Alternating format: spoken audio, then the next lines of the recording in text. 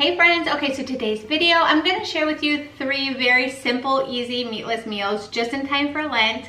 If you are new here, please subscribe. I would love to have you a part of this community.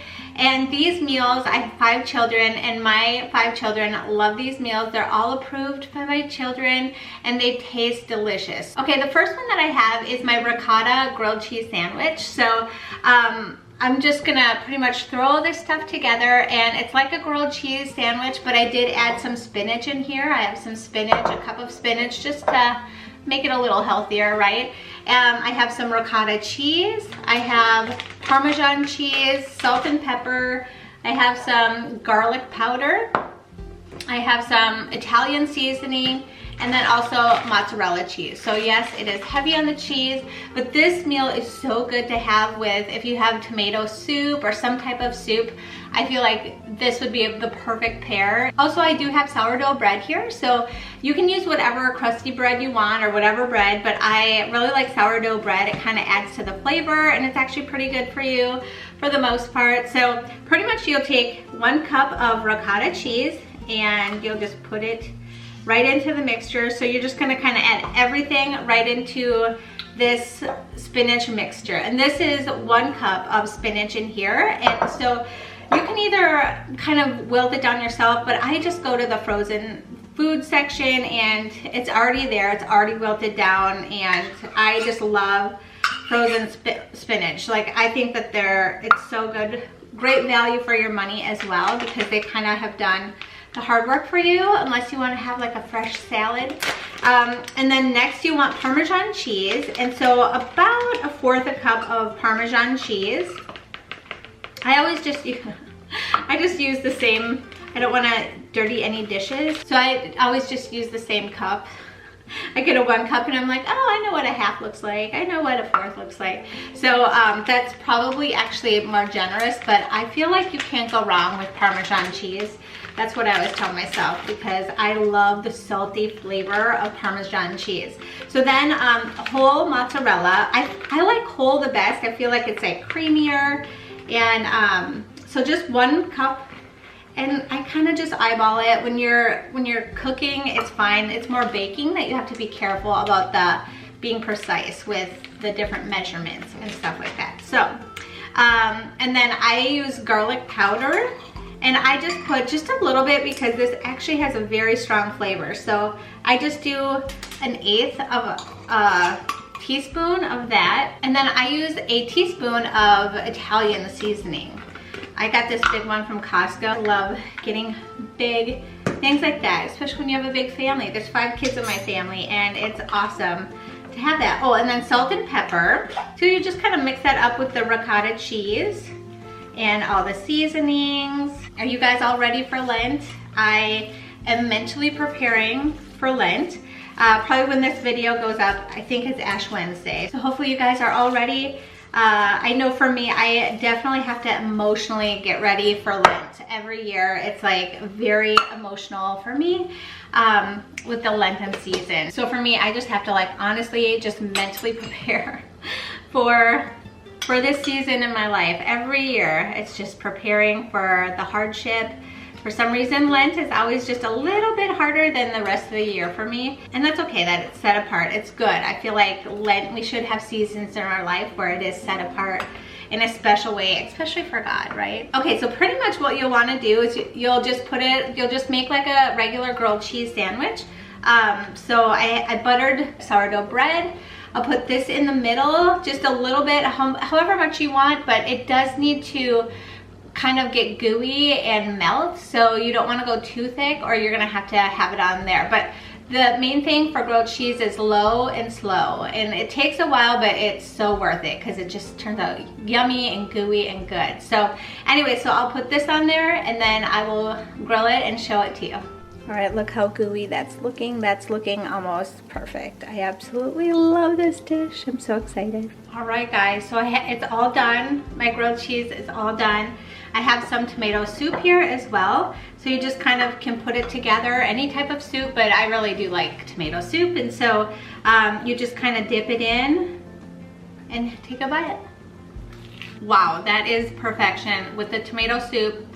Oh my goodness, it's so good. And with the tomato soup, it is like perfection. So you can always dip it in the tomato soup and it's good to go. So this is like such a good dinner for the family. I have another one coming up that is even better. I feel like they keep getting better, so stick around. All right, so the next one I have is super easy and super good. You can make this in like 10 minutes. It's so good. So pretty much you'll heat the oven to 425 and then you'll get some naan bread. I always have these ones from Costco just right in my freezer for nights like this. I feel like naan bread is perfect for little pizzas. You could have like a pizza bar really easily if you wanted to, but this one is my Bruschetta Pizza. This is probably one of my favorites. And so you just pretty much need naan bread, however many kids you have or people, adults might want two, but I'm just gonna do one because it's lunchtime and I will eat it. And then I'm gonna make my other one for later, and that one I will have for the whole dinner tonight. So it's Friday tonight, so worked out perfectly, you know, that I was gonna film today. So what you want is tomatoes, and you can either slice these like really thin and put them on the pizza, or you can kind of chop them if you want to. So either way is fine. And then you want some pesto, and pesto has basil in it, which is also in bruschetta. So that's kind of where they come, the tomato and the pesto. And then there is, I have this thin sliced mozzarella cheese, which I just think is so fun and it tastes so good. So I use this on my little pizzas.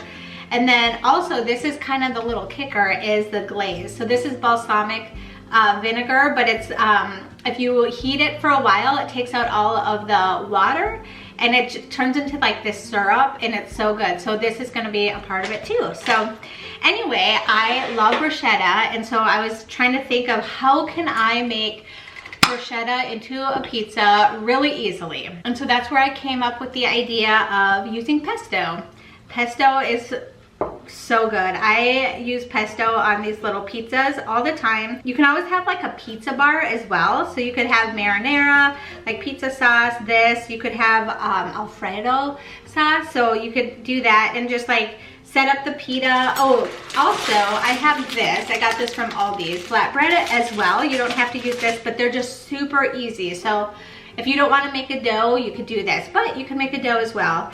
I just find this super easy. Anyway, you'll take the pesto and you'll just very lightly put it on like that. And there's a lot of flavor in this, so don't worry about the flavor.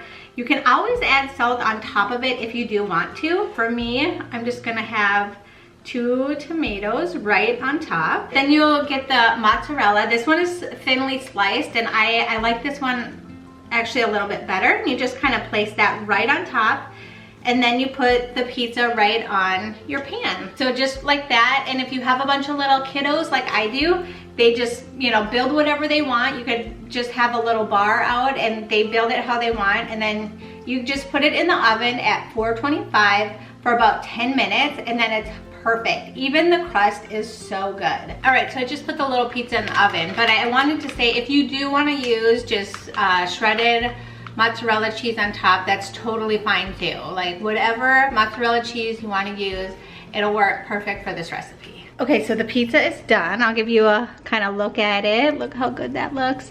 But it's not quite done because I put the glaze on top, and that's what makes it so amazing and very much like bruschetta. It's so good and fresh and just, oh, it's so good. All right, so while that was cooking, I started setting up for my veggie enchiladas. And so pretty much it's a lot of chopping of food, but it is so healthy and good. The kids love it. It is pretty much enchiladas with a bunch of veggies, and I have enchilada sauce here. I have black beans go in it, and then a bunch of different vegetables. You kind of saute the vegetables, cut them up, and then you make a enchilada out of it, and it's really good. So pretty much just start chopping whatever you have. I personally love zucchini in this because zucchini doesn't have a lot of flavor, but there's good texture to it. So you can have zucchini, Also peppers, green peppers would probably be the best, but I have red and yellow today, so I'm gonna get those in, get the veggies in our kids, right, while we can. Have this big dish. I love these ones, the ones with the thick. I use these for pretty much everything because I'm a sloppy cook, and that way nothing gets out. So I just add everything, chop and add everything to this dish. And also, I forgot to say, all of these recipes I have on my website. I'm so excited to have my website. You guys have been so awesome and very supportive with the website, so I'm so glad. If you like any of these, definitely, you try them and you like them, definitely go review it on my website and let me know what you think of it. And also take me on Instagram. I absolutely love seeing you guys enjoy these different foods that are on my website, so definitely do that. Chopping up a yellow pepper right now, and so just chop it up, make it into small pieces very easily. I used to hate chopping vegetables. I don't know why, but that's my used to be my dread, and now I love it. I don't know why. It's like therapeutic for me now. So are you guys getting ready for Lent this year? Over on my website, along with these recipes, I have it's a sheet that kind of gets you prepared for Lent, and I had this idea, but then I actually filled it out myself and had all my kids fill it out, and it was so good. So usually there's 3 things that you want to do for Lent. One is to pray, so you want to do some additional prayers. The second one is you want to fast, so that one is the most known, so I'm giving up chocolate for Lent or whatever. And then there's another one that is almsgiving, so you want to give of yourself something. So so that was actually really good for me to actually write it down. I don't know if I've ever actually written it down, but it was very good for me. And so definitely go to my website. I'll put that down below too if you're looking for something for Lent, where just a guide kind of to help you. And then we are gonna there's a family one, and then there's one just for our individually, what we want to do. So pretty much what we're gonna do as a family, there's a family sheet as well. We already decided what we're gonna give up, and I posted it on the fridge so that during Lent we can all kind of remind each other of what we're doing. But that way it's so good to get the kids involved in Lent. And you know, even if you have little kids, for them to kind of give something up and explain that it's for Jesus, and you know, to be on the journey with him and to grow closer to him, I think it's really good. I think kids are always looking for those little things that, because I remember feeling little and feeling like I didn't have any power, or you know, what I said didn't matter. But when kids realize that, you know, these little mortifications can actually help people and help conversion, it's so good. It's so powerful to teach our children those things. I have tomato from my last dish, so I'm gonna just chop that up. So really any veggies that you want, go for it. So I'm kind of a sloppy cook, but I am gonna add these red onions to it too. I feel like red onions are so good in things like this, and it adds color. I've always heard different colors in our different meals are so good. So this is such a great way to have some flavorful, good colors. And look at that, look how good that all looks. It has all the colors that you could possibly want. So you just want to saute this for maybe 5-10 minutes. All right, so while that's cooking, I'm gonna get my enchilada sauce, and this is just an 8-ounce enchilada sauce. And what I'm gonna do is just kind of put a little bit on the bottom, and that's just so that it doesn't stick, so nothing kind of sticks on the bottom. You might need to help it, but just coat the whole bottom with that red enchilada sauce. And you can always make your own enchilada sauce if you want to. I'm sure there's some really good recipes, but I always, this stage of my life, just use what I've got. So just coat it like that. You know what, I have this whole thing of spinach that I need to use anyway, so I'm just gonna add that as well. All right, so I have some beans in here in this big bowl. So beans, I have these chilies, just 1 can of bean, chilies, and then I have about half a cup of Monterey Jack cheese. And so just put that in here, and then about 2 teaspoons of this, and that's gonna just kind of like mend it all together. And then once these vegetables are all done, which they're pretty much all sauteed, so it's been about 7 minutes, I would say, you put it in here and you just kind of mix it all together. I do add some cumin to add to the smokiness. Cumin in any Tex-Mex recipe is amazing. So this is about a teaspoon I put in there. So I also add some chili powder as well, about a teaspoon as well of that. And then salt, add about, I don't know, maybe a half a teaspoon of salt. I wouldn't go too crazy because of the enchilada sauce.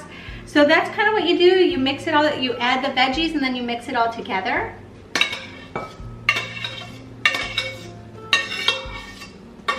Kind of start mixing it, and it turns into this really yummy. You know what, I think I'm gonna add a little bit more cheese. So I would say maybe a cup of cheese, and I think that'll help like kind of the gooiness and letting it all kind of stick together. I just usually randomly will add what I think is right. You do want to save some for the top, so if you don't have more than 1 package. I'm usually really heavy-handed when it comes to cheese though. I just think it makes every dish taste a little better. But you don't even have to add cheese if you don't want to. Like, this would be really good without it. Okay, so then I have my shells. These are flour shells, and these ones are 8-inch, and you'll just kind of put it along on each one and then roll it up. And then place it right in the pan like that. All right, so you have all your shells all ready, and so then you can just drizzle on top all the rest of the red sauce. So you kind of want to drizzle it all over and try to get as much as you can covered throughout the entire dish. And then at the end, I'll just come in and kind of spoon it all over. Make sure it's on all the parts of the tortilla shell, because otherwise the tortilla shell can get a little dried out. All right, so after that's all done, you will just take the rest of your cheese and then put that on top, and that's pretty much all you do. And it's okay to put the cheese on because it's only 20 minutes, because pretty much everything's already cooked. If it's any longer than 20 minutes at 400, usually I've noticed that my dishes it'll get pretty crispy and maybe even burnt. So it should be totally fine. So I do put tinfoil on, and so you'll want to put it in the oven at 400 for 20 minutes. There it is, there's the enchilada. Looks so good. I put some sour cream and some salsa and some avocado on it, and it looks fabulous. All right, guys, so those are my meals. I hope that you enjoyed. Definitely check out all the recipes down below. You can print them all out. I hope that you enjoyed. Definitely check out my other Lent videos. I hope you subscribe, and I hope you have a beautiful Lent. God bless. Bye.